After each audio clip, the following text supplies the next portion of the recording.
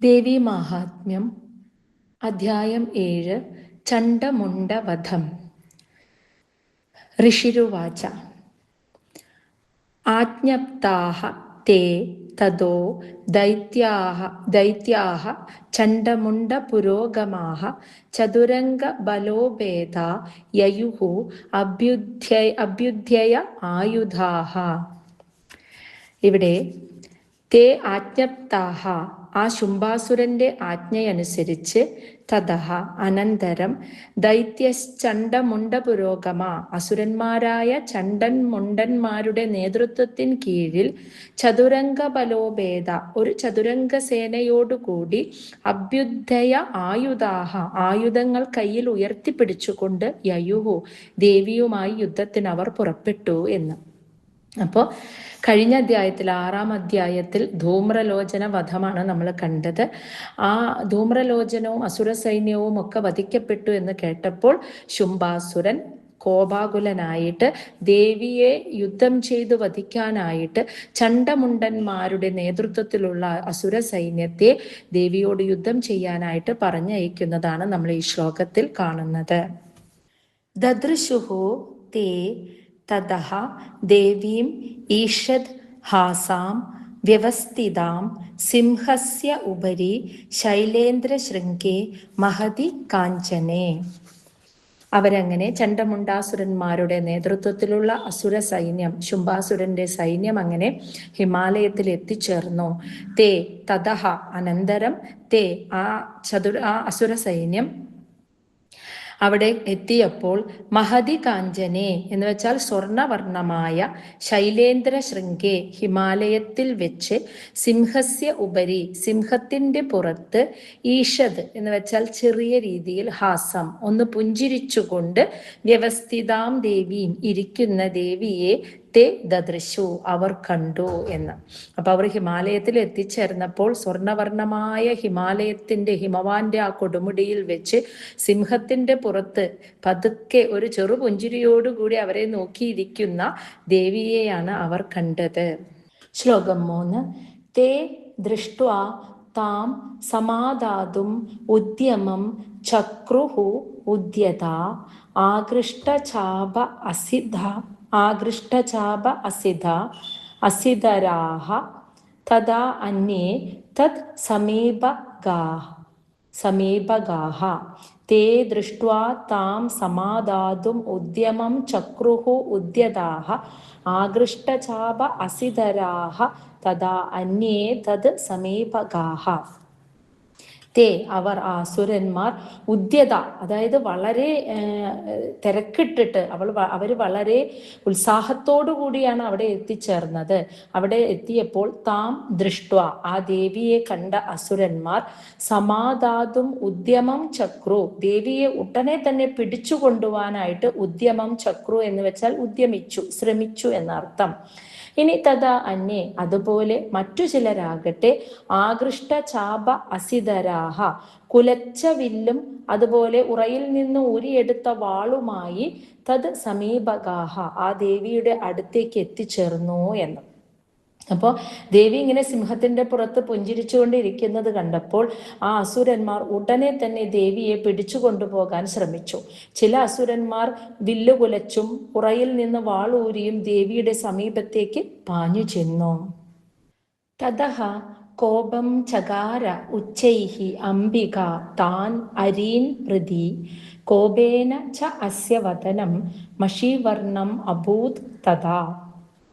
തതഃ അപ്പോൾ, അതായത് ദേവിയുടെ അടുത്തേക്ക് അവർ വാളും കുലച്ച വില്ലുമായി പാഞ്ഞു ചെന്നപ്പോൾ, അനന്തരം അംബിക, ആ ദേവി, അംബികാദേവി, താൻ അരീൻ പ്രതി തൻ്റെ ശത്രുക്കളോട് കോപം ചകാര ഉച്ചൈ വളരെയധികം ക്രുദ്ധയാവുകയും, കോപേന ആ കോപം കൊണ്ട്, ച അസ്യ വദനം ആ ദേവിയുടെ മുഖം, മഷീവർണം അഭൂത് തഥാ അപ്പോൾ കൂടുതൽ കറുത്തിരുളുകയും ചെയ്തു എന്ന്. അതായത് അസുരന്മാർ തൻ്റെ അടുത്തേക്ക് പാഞ്ഞു വരുന്നത് കണ്ടപ്പോൾ, ആ ശത്രുക്കളെ കണ്ടപ്പോൾ ദേവി കൂടുതൽ ക്രുദ്ധയായി, കോപം കൊണ്ടു.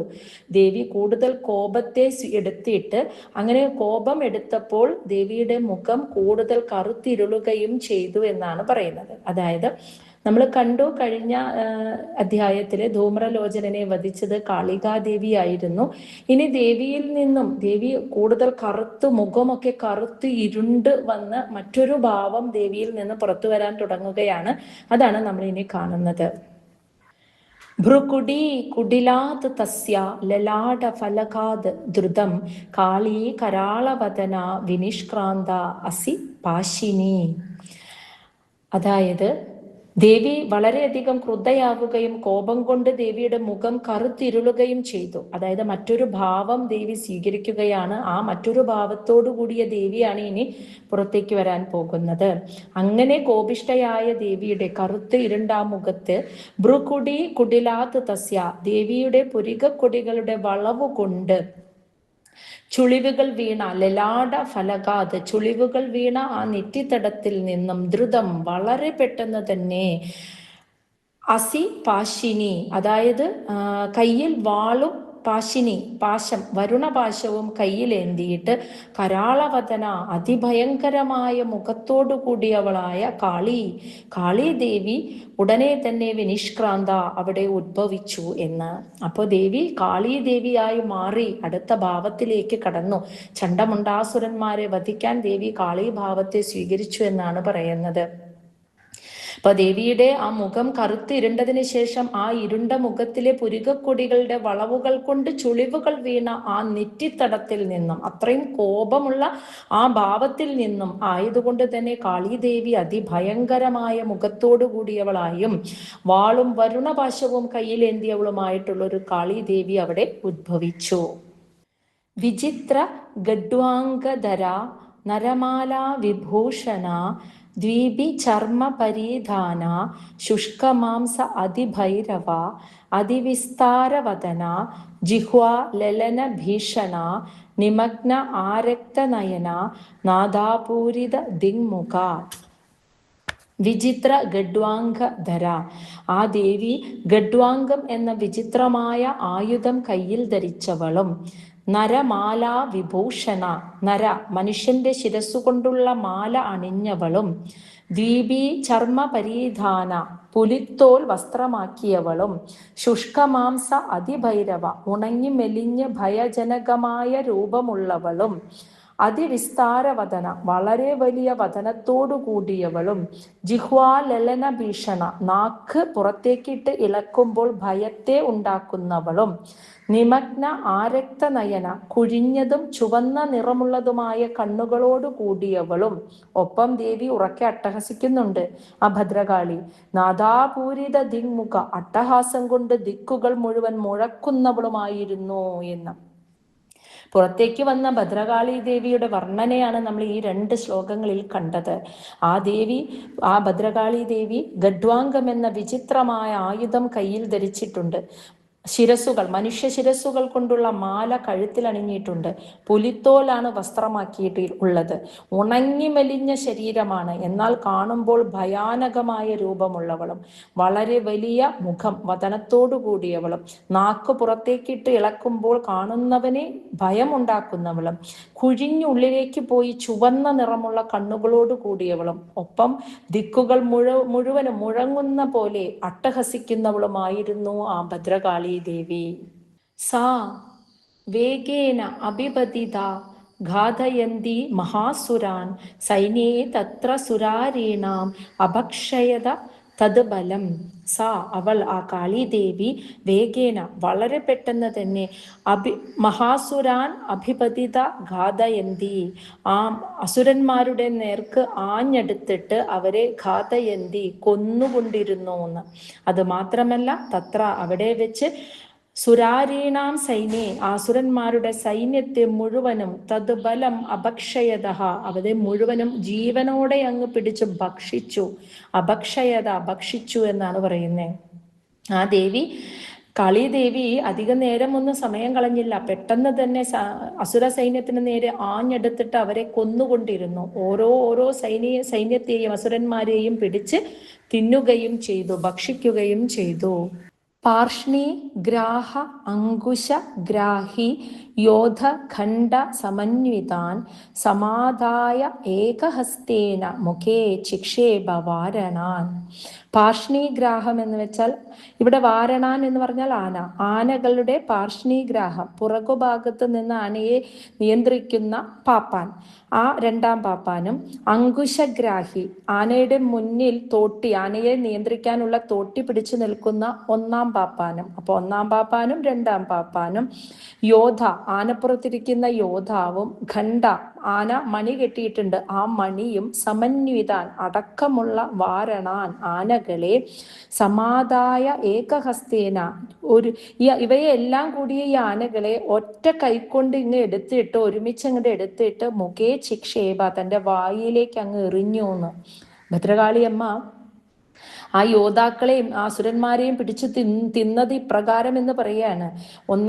ആനയുടെ പുറകിൽ നിയന്ത്രിക്കുന്ന രണ്ടാം പാപ്പാനെയും മുന്നിൽ തോട്ടി പിടിച്ചു നിൽക്കുന്ന ഒന്നാം പാപ്പാനും അടക്കം ആനപ്പുറത്തിരിക്കുന്ന യോദ്ധാവും മണി കെട്ടിയ ആനയെ വരെ ഒറ്റ കൈകൊണ്ട് അങ്ങ് എടുത്തിട്ട് വായിലേക്ക് എറിയുകയാണ് ആ ഭദ്രകാളി ദേവി ചെയ്തത്.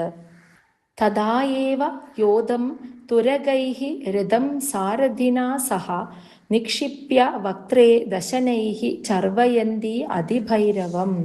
തഥായേവ, അപ്പൊ ആനയെ തിന്നു, അതുപോലെ. തഥായേവ എന്ന് വെച്ചാൽ അതുപോലെ. ഇനി കുതിരപ്പടയെ, അതാണ് പറയുന്നത്. യോധം, കുതിരപ്പുറത്തിരിക്കുന്ന യോദ്ധാവ്. തുരകൈ, കുതിരകളെ. രഥം, ആ കുതിര വലിക്കുന്ന രഥം. സാരഥിന, അതിനെ നയിക്കുന്ന സാരഥി. ഇതെല്ലാം, ആ രഥത്തിലിരിക്കുന്ന യോദ്ധാവ്, സാരഥി, തേരാളി, രഥം, ഇവയെല്ലാം ചേർത്ത് വക്ത്രയെ നിക്ഷിപ്യ, വായിലേക്ക് എടുത്തിട്ടിട്ട്, ദശനൈഹി, തൻ്റെ പല്ലുകൾ കൊണ്ട്, അതിഭൈരവം, അതിഭയങ്കരമായ രീതിയിൽ, ചർവയന്തി, ചവച്ചരച്ചു തിന്നു എന്ന്. അപ്പൊ ഭദ്രകാളി ദേവി അതുപോലെ തന്നെ തേരാളിയെയും കുതിരകളെയും രഥത്തിലുള്ള യോദ്ധാവിനെയും ചേർത്ത് അങ്ങ് ഒരുമിച്ച് വായിലേക്ക് ഇട്ടിട്ട് പല്ലുകൾ കൊണ്ട് അതിഭയങ്കരമായി കടിച്ച് ചവച്ചങ്ങ് തിന്നു. ഏകം ജഗ്രാഹ കേശേഷു ഗ്രീവായാം അത ച അപരം പാദേന ആക്രമ്യ ച ഏവം അന്യം ഉരസാ അന്യം അബോധയത്. ഏകം, ഇനി ഒരസുരനെ. ജഗ്രാഹ കേശേഷു, തലമുടിയിൽ പിടിച്ചു വലിച്ചിട്ടും. അധ ച അപരം, മറ്റൊരസുരനെ. ഗ്രീവായാം, കഴുത്തിന് പിടിച്ചു വലിച്ചും. പാദേന ആക്രമ്യ ച ഏവ അന്യം, മറ്റൊരസുരനെ കാലുകൊണ്ട് ചവിട്ടിയും. ഇനി അന്യം മറ്റൊരുത്തനെ. ഉരസാ അബോധയത്, നെഞ്ചുകൊണ്ടിടിച്ചും. അബോധയത്, ദേവി നിഗ്രഹിച്ചു എന്നാണ് പറയുന്നത്. അപ്പോൾ ഭദ്രകാളി ദേവി ഒരസുരനെ തലമുടിയിൽ പിടിച്ച് വലിച്ചു വധിച്ചു, വേറൊരുത്തനെ കഴുത്തിൽ പിടിച്ച് വലിച്ചു വധിച്ചു, മറ്റൊരുത്തനെ കാലുകൊണ്ട് ചവിട്ടി ചതച്ചു, വേറൊരുത്തനെ ദേവിയുടെ നെഞ്ചുകൊണ്ട് ഇടിച്ചും നിഗ്രഹിച്ചു. തൈഹി മുക്താനി ച ശസ്ത്രാണി മഹാസ്ത്രാണി തഥാ അസുരൈഹി മുഖേന ജഗ്രാഹ രുഷാ ദശനൈഹി മതിധാനി അഭി. ആ ദേവി തൈഹി, ആ അസുരന്മാർ. തൈഹി അസുരൈഹി, ആ അസുരന്മാർ അയച്ച. മുക്താനി എന്ന് വെച്ചാൽ അയച്ച. ശസ്ത്രാണി മഹാസ്ത്രാണി, അതായത് ആയുധങ്ങളും മഹാ അസ്ത്രങ്ങളും വളരെ കോപത്തോടെ. രുഷ, അത്രയും കോപത്തോടെ. മുഖേന ജഗ്രാഹ, വായ്ക്കകത്താക്കിയിട്ട്. ദശനൈഹി, തൻ്റെ പല്ലുകൊണ്ട്. മതിദാനി അഭി, കടിച്ചു പൊട്ടിച്ചു കളഞ്ഞു എന്ന്. അപ്പൊ അസുരന്മാരെയും രഥത്തെയും കുതിരകളെയും ആനയെയും മാത്രമല്ല ദേവി, ആ അസുരന്മാർ ദേവിക്ക് നേരെ അയച്ച ആയുധങ്ങളും അസ്ത്രങ്ങളും അതെല്ലാം ദേവി നേരെ കൈകൊണ്ട് പിടിക്കുകയല്ല, വായ്ക്കകത്തേക്ക് ആക്കുകയാണ് ചെയ്തത്. എന്നിട്ട് പല്ലുകൊണ്ട് അതിനെയൊക്കെ കടിച്ചു പൊട്ടിച്ചു കളഞ്ഞു.